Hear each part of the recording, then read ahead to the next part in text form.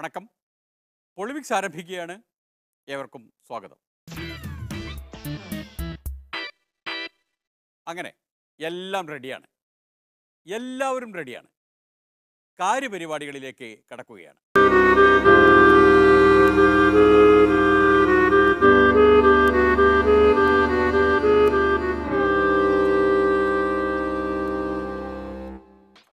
അതെ അതെ, കാര്യമായി ഒരുങ്ങുന്നത് പോലീസുകാർ തന്നെയാണ്.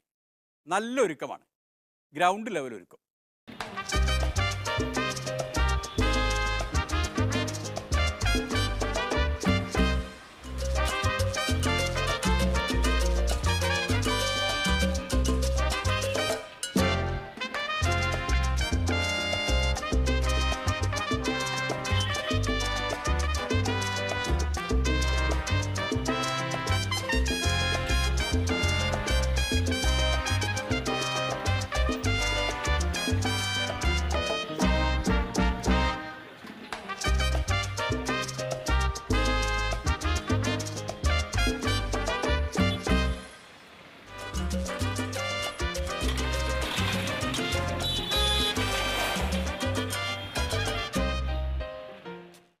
എന്തിനാണ് ആഭ്യന്തര വകുപ്പ് ഇങ്ങനെ ഒരുങ്ങുന്നത് എന്നല്ലേ? എക്സൈസ് വകുപ്പിനെതിരെ വന്ന ഒരു ആരോപണത്തെ നേരിടാനാണ്. ആരോപണം എന്ത് എന്നല്ലേ? പുതിയ മദ്യ ഫാക്ടറികൾക്ക് അനുമതി നൽകി എന്ന ആരോപണം, പ്രതിപക്ഷ നേതാവിൻ്റെ ആരോപണം. ഇതിൽ ആദ്യത്തെ പ്രശ്നം, നമ്മുടെ പ്രതിപക്ഷ നേതാവിന് പല കാര്യങ്ങളിലും അടിസ്ഥാനരഹിതമായ സംശയങ്ങൾ ഉന്നയിക്കാനുള്ള പ്രാവീണ്യമുണ്ട് എന്നുള്ളതാണ്. അതിൽ ജനങ്ങളെ തെറ്റിദ്ധരിപ്പിക്കലാണ് അദ്ദേഹം പലപ്പോഴും ചെയ്തു വരുന്നത്. എന്ന് വെച്ചാൽ രമേശ് ചെന്നിത്തല ഒരു പ്രതിപക്ഷ നേതാവായി മാറിക്കൊണ്ടിരിക്കുകയാണ് എന്ന് ചുരുക്കം. അദ്ദേഹം ആ പണി പഠിച്ചു വരുന്നു എന്നാണ് ഈ പറഞ്ഞതിനർത്ഥം, അല്ലേ പ്രതിപക്ഷ നേതാവേ? കാര്യങ്ങൾ വളച്ചൊടിച്ച് ആടിനെ പട്ടിയാക്കുന്ന നടപടിയാണ് മുഖ്യമന്ത്രി സ്വീകരിച്ചത്. അതിൽ അദ്ദേഹത്തിന് അസാമാന്യമായ പ്രാവീണ്യമുണ്ട് എന്ന് കേരളത്തിലെ ജനങ്ങൾക്കറിയാം. വേണ്ട വേണ്ട, നേരിട്ടൊരു ഏറ്റുമുട്ടൽ വേണ്ട. മുഖ്യമന്ത്രി പറയട്ടെ എന്താണ് ഉണ്ടായത് എന്ന്. മുഖ്യമന്ത്രി പറയട്ടെ. ഇടതുപക്ഷ ജനാധിപത്യ മുന്നണി പ്രസിദ്ധീകരിച്ച പ്രകടന പത്രികയിൽ തന്നെ ഈ കാര്യത്തെക്കുറിച്ച് വ്യക്തമാക്കിയിരുന്നു. അതിൽ 552ാമത്തെ ഖണ്ഡിക, അത് ഉദ്ധരിക്കാം. മദ്യത്തിൻ്റെ ലഭ്യതയും ഉപയോഗവും പടിപടിയായി കുറക്കാൻ സഹായകമായ നടപടിയായിരിക്കും ഇടതുപക്ഷ ജനാധിപത്യ മുന്നണി സർക്കാർ സ്വീകരിക്കുക. അങ്ങനെയാണെങ്കിൽ CPI പറയട്ടെ, എന്നാൽ വിശ്വസിക്കാം അങ്ങനെയാണോ എന്ന്. മദ്യനയത്തിന് വിരുദ്ധം മദ്യനയം ഇടതുപക്ഷ ജനാധിപത്യ മുന്നണി അംഗീകരിച്ചതാണ്. ഞങ്ങളുടെ പ്രകടന പത്രികയ്ക്ക് വിരുദ്ധമായിട്ട് ഇവിടെ ഒന്നും സംഭവിച്ചിട്ടില്ല. അതുകൊണ്ട് അതിനകത്ത് അഴിമതി പ്രതിപക്ഷത്തിന് ആരോപിക്കാം, അതിൻ്റെ തെളിവുകൾ അവർ കൊണ്ടുവരട്ടെ. ഞങ്ങൾ അതിന് മറുപടി അറിയാനുള്ള കാര്യങ്ങളും എക്സൈസ് മന്ത്രി പറഞ്ഞോളും എന്നല്ല, പറഞ്ഞിട്ടുണ്ട്. എക്സൈസ് മന്ത്രി പറഞ്ഞിട്ടുണ്ട്.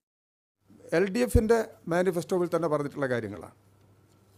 മദ്യ നിരോധനമല്ല ഗവൺമെൻറ് നയം, മദ്യവർജനമാണ്. മദ്യവർജനത്തിന് വേണ്ടി അതിവിപുലമായ പ്രചാരവേല കേരളത്തിൽ നടന്നു വരുന്നുണ്ട്. അതാണ് അതിൻ്റെ അടിസ്ഥാനം, മദ്യവർജനം. അതിനാണ് സർക്കാർ ഈ കഷ്ടപ്പെടുന്നത്.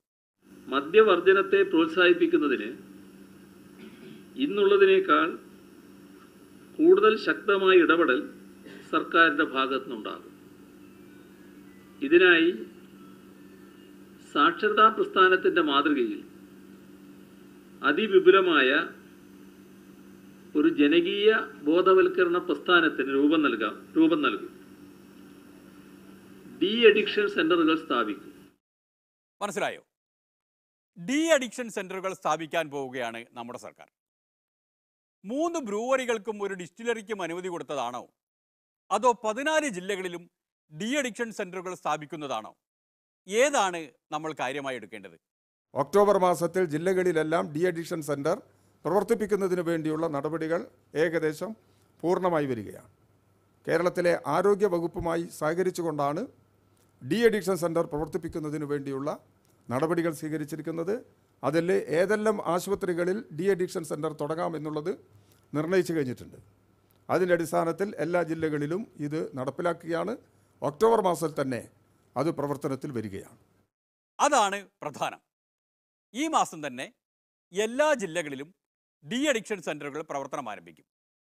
ഡി അഡിക്ഷൻ സെൻ്ററുകൾ എന്നാൽ എന്താണ് എന്നറിയാമല്ലോ. മദ്യപാനികളെ അതിൽ നിന്ന് മോചിപ്പിക്കാനുള്ള കേന്ദ്രങ്ങൾ. അവ പ്രവർത്തിപ്പിക്കണമെങ്കിൽ മദ്യപാനികൾ വരണം. മദ്യപാനികൾ വരണമെങ്കിൽ മദ്യം വേണം. ആവശ്യത്തിന് മദ്യം വേണം. അതാണ് പ്രശ്നം.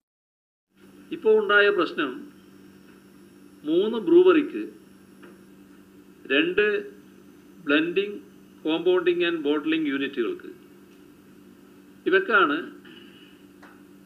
തത്വത്തിൽ അനുമതി നൽകിയിട്ടുള്ളത്. അത്രയേ ഉള്ളൂ. തത്വത്തിൽ അനുമതി കൊടുത്തിട്ടേ ഉള്ളൂ. തത്വത്തിൽ ഒരാൾ മദ്യപാനിയാവില്ലല്ലോ. മദ്യം പാനം ചെയ്താലല്ലേ മദ്യപാനിയാവൂ.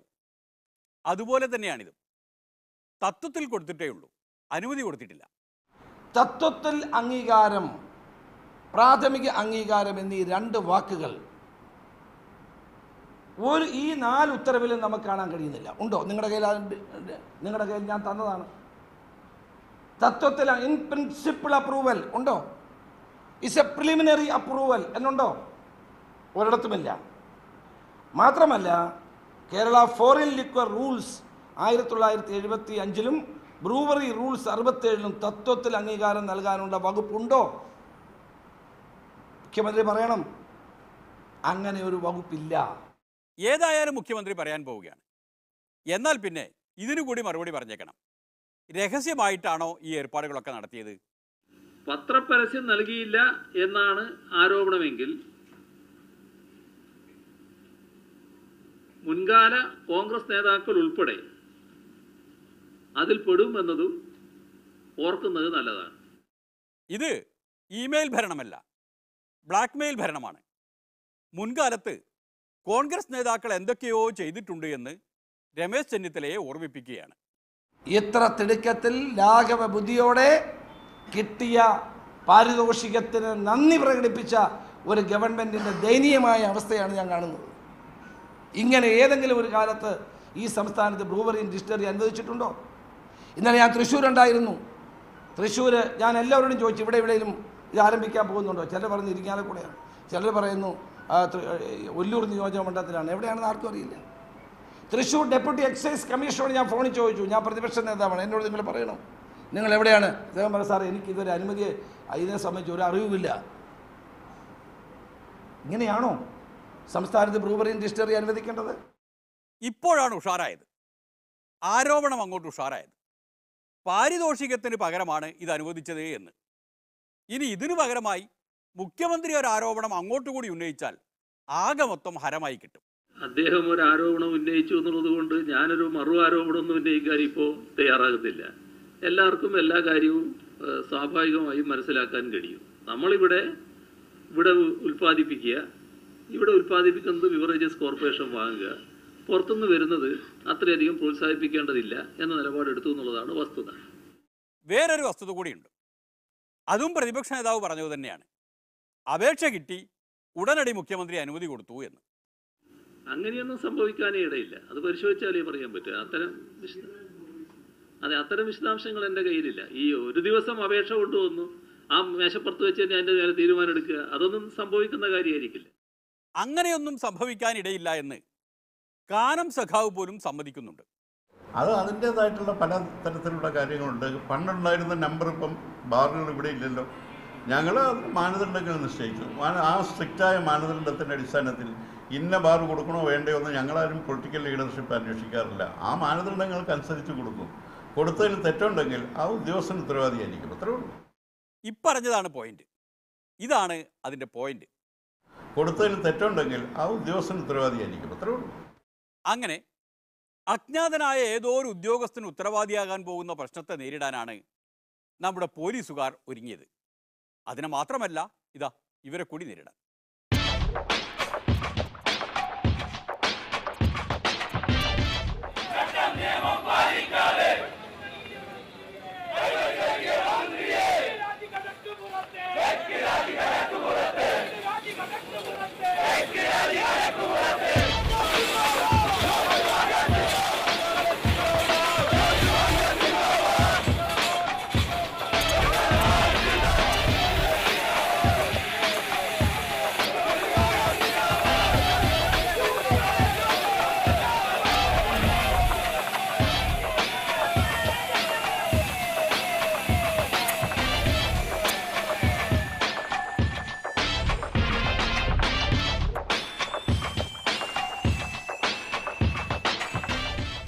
വെള്ളം തെളിച്ച് പദപ്പെടുത്തിയ ശേഷമാണ് അടി. അതാണ് അതിൻ്റെ മട്ട്.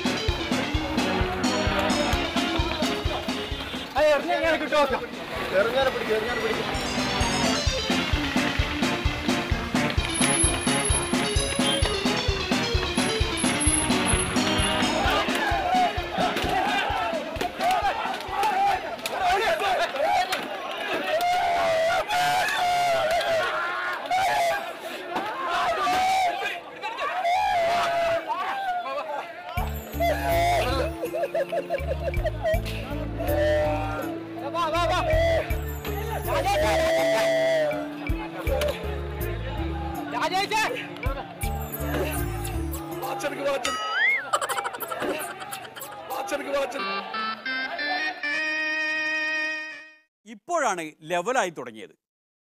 LDF ഏതാണ്ട് ഒരു UDF ഭരണമായിട്ടുണ്ട്. UDF പതിയെ പതിയെ LDF ആവുന്നുണ്ട്.